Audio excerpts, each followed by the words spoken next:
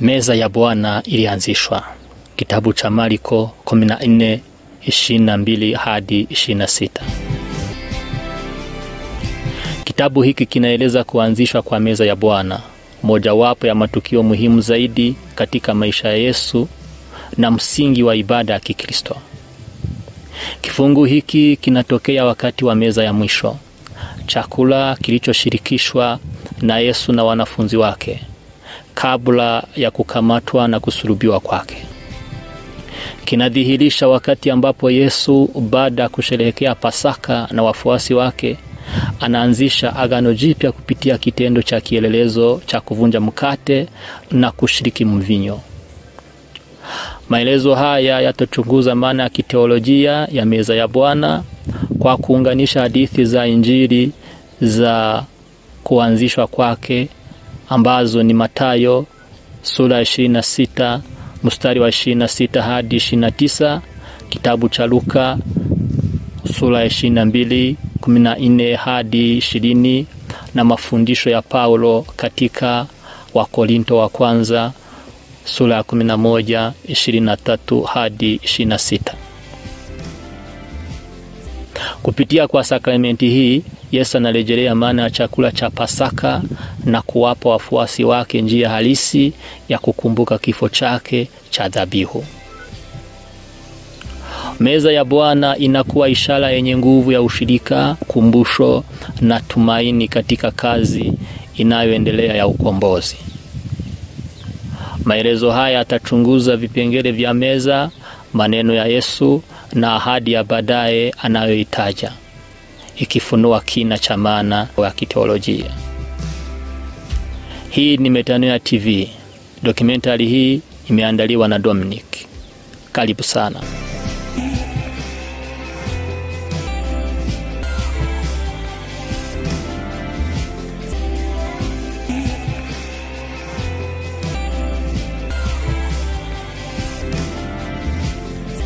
Nao walipokuwa wakila, alitwaa mkate, akaubariki, akaumega.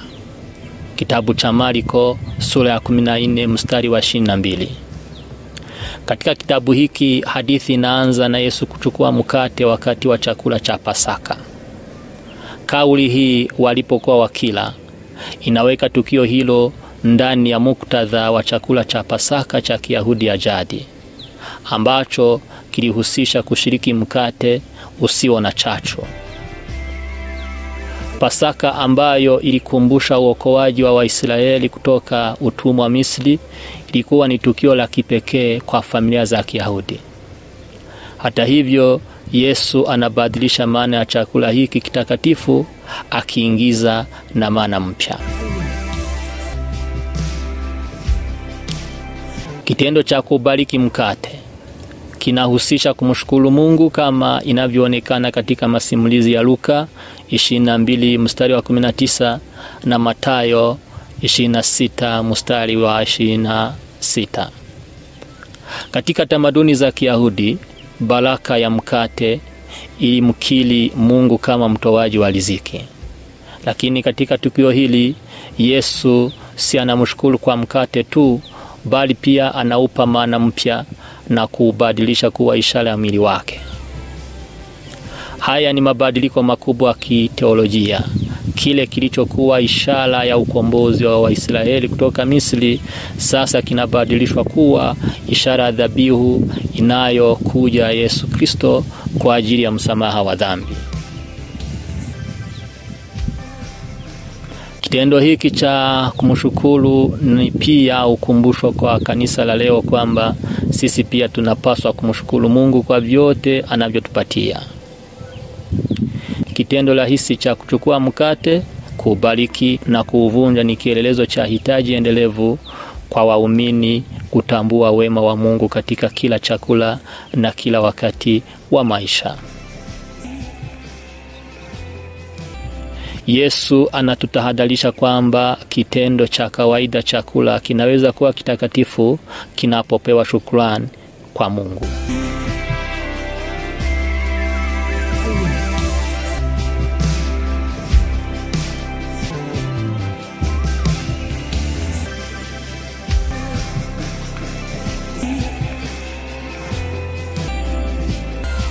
huu ni mwili wangu uliovunjwa kwa ajili yenu. Kitabu cha Marko 14 mstari wa 22. Yesu anaposema huu ni mwili wangu uliovunjwa kwa ajili yenu, anatoa tafsiri mpya ya mkate. Mkate ambao awali ulikuwa ishara ya Pasaka, sasa unakuwa ishara ya mwili wake mwenyewe ambao utavunjwa hivi karibuni msalabani. Kimsingi kifungu hiki ni muhimu kwa kuelewa sakramenti ya meza ya Bwana. Yesu anaweka uhusiano kati ya mkate na mwili wake ambao utaweza kuwa dhabihu kwa ajili ya dhambi za wanadamu. Wazo la mwili wa Yesu kuvunjwa lina maana kubwa. Ingawa Injili hazielezi kuhusu mifupa ya Yesu kuvunjwa wakati wa kusulubiwa kwake, kwa kutimiza masharti ya Pasaka ambapo mwana-kondoo wa Pasaka hakuwa na mifupa iliyovunjika, Kutoka 12 mstari wa 46, wazo la mwili wake kuvunjwa linahusu mateso ya kimwili ambayo atakutana nayo msalabani. Kuvunjwa kwa mwili wake kunawakilisha kujitolea kwake kikamilifu kwa ajili ya wokovu ya binadamu. Kama mkate unavyovunjwa na kushirikishwa, ndivyo mwili wake utakavyovunjwa kwa ajili ya wokovu wa wengi. Huu ni wakati wa kutabiri kifo chake na pia mwaliko kwa wanafunzi wake kushiriki katika faida za dhabihu hiyo.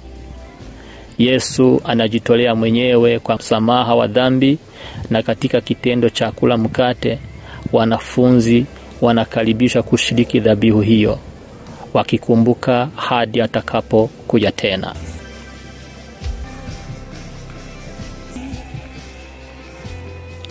Chukueni mkale, huu ni mwili wangu. Kitabu cha Marko 14:22. Katika amri hii fupi, chukueni mkale, Yesu anawaalika wanafunzi wake kushiriki katika mkate aliobariki. Amri hii inasisitiza hitaji la kushiriki kibinafsi. Haitoshi tu kuwa na uwepo kwenye meza. Kila mwanafunzi lazima achukue mkate na ale.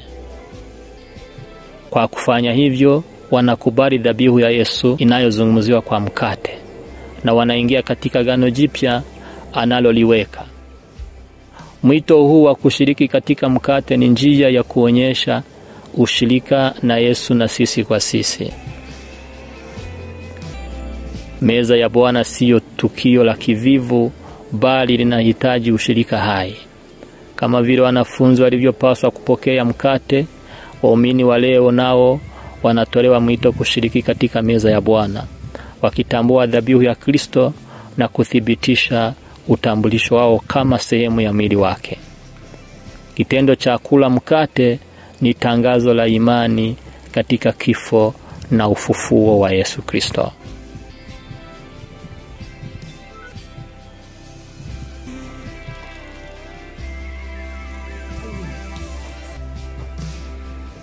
Hii ni damu yangu ya agano jipya, imwagikayo kwa ajili ya wengi. Marko 14 mstari wa 24. Katika kitabu hiki tena, Yesu anachukua kikombe na kusema, hii ni damu yangu ya agano jipya, inayomwagika kwa ajili ya wengi. Kauli hii ya agano jipya inarejelea maneno ya kinabii ya Yeremia 31 mstari wa 31 hadi 34, ambapo Mungu aliahidi agano jipya na watu wake. Agano ambalo litaandikwa kwenye mioyo yao badala ya kwenye mawe ya vidonge. Agano hili jipya linaanzishwa na kifo cha dhabihu cha Yesu, ambaye damu yake itamwagika kwa ajili ya msamaha wa dhambi. Damu ya Yesu ni ishara ya maisha yake aliyotoa kwa ajili ya wokovu wa wanadamu. Damu katika agano la kale ilihusishwa na dhabihu. Mambo ya Walawi sura 17 mstari wa 11, na kumwaga damu ilikuwa muhimu kwa ajili ya upatanisho wa dhambi.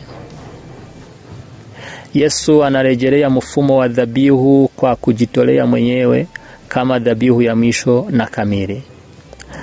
Damu yake itamwagika si kwa ajili ya kufunika dhambi kwa muda kama ilivyokuwa katika dhabihu za Agano la Kale, bali kwa ajili ya msamaha wa kudumu na utakaso wa wote wanaoamini kwa Yesu Kristo. Maneno iliyomwagika kwa ajili ya wengi yanaonyesha thamani ya dhabihu ya Yesu. Kifo chake si kwa ajili ya wachache, bali kwa ajili ya wengi. Inayo maana kwa wote watakaoamini Yesu Kristo. Ulimwengu wa dhabihu ya Yesu ni mada inayojirudia katika Injili na katika nyaraka za Paulo. Damu ya Yesu inatosha kwa ajili ya msamaha wa dhambi za wote wanaolitaja jina lake, ikitoa neema na ukombozi kwa wanadamu wote.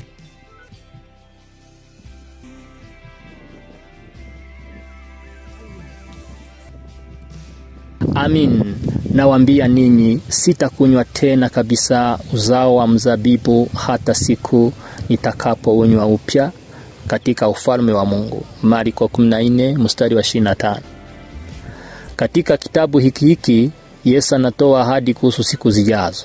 Anasema kuwa hata kunywa tena matunda ya mizabibu hadi atakapokunywa upya katika ufalme wa Mungu. Usemi huu unataja kiishara sherehe ambayo itafanyika mwishoni mwa wakati ambapo ufalme wa Mungu utakuwa umefikia utimilifu. Mvinyo mpya unasimamia furaha na utekelezaji wa ahadi za Mungu katika uumbaji mpya. Sherehe ya meza ya Bwana kwa hivyo si tu ukumbusho wa kifo cha Yesu, bali pia ni ladha ya sherehe kuu inayowangojea waumini katika ufalme wa Mungu. Ahadi ya sherehe ya siku zijazo katika ufalme wa Mungu inasisitiza tumaini na matarajio yanayohusiana na meza ya Bwana. Waumini wanaposhiriki katika vipengele vya mkate na mvinyo, hawakumbuki tu kifo cha Yesu, bali wanatarajia siku ambayo atarudi na kutengeneza vitu vyote vipya. Kipengele cha ishara cha meza ya Bwana kinakumbusha Wakristo kwamba ushiriki wao katika sakramenti hii ni sehemu ya hadithi kubwa inayohamia kwenye ukamilifu wa ufalme wa Mungu.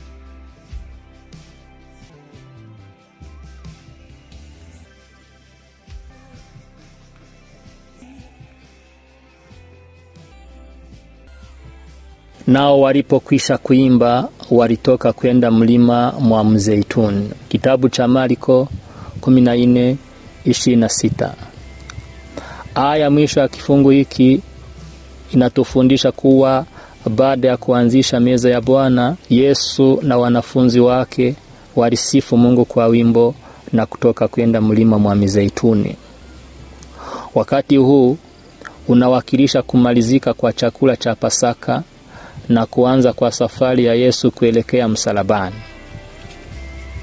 Kuimba wimbo kulikuwa ni sehemu ya tamaduni ya Pasaka na inasisitiza uendelevu wa matendo ya Yesu na tamaduni za Kiyahudi. Hata hivyo, umuhimu wa kitendo hiki ni wa kiteolojia.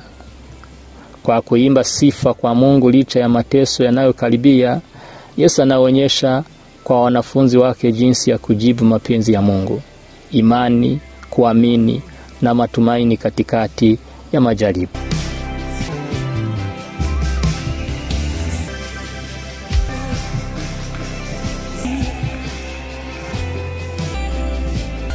Kwa kuhitimisha, Injili ya Marko sura ya 14 mstari 22 hadi 26 ina maana kuu ya kiteolojia kwa imani ya Kikristo. Kwa kuanzisha meza ya Bwana, Yesu anarejelea maana ya chakula cha Pasaka na kuwapa wafuasi wake njia ya kukumbuka kifo chake. Mkate unawakilisha mwili wake uliovunjwa na mvinyo husimamia damu yake iliyomwagika, ambayo inaanzisha agano jipya kwa ajili ya msamaha wa dhambi. Meza ya Bwana sio tu kumbukumbu ya kifo cha Yesu, bali pia ni ladha ya sherehe kuu inayowangojea waumini katika ufalme wa Mungu, ikitoa matumaini kwa waumini wanaposhiriki katika sakramenti hii. Wakristo wanapokusanyika mezani kwa Bwana leo, wanakumbuka neema ya Mungu, kina cha dhabihu ya Kristo na ahadi ya kurejesha vitu vyote katika ufalme wa Mungu.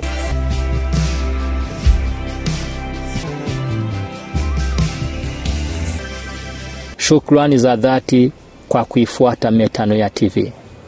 Bonyeza kwenye subscribe and drop ujumbe wako in comment section. Mungu akubariki sana. Tusubiri katika kipindi kijacho.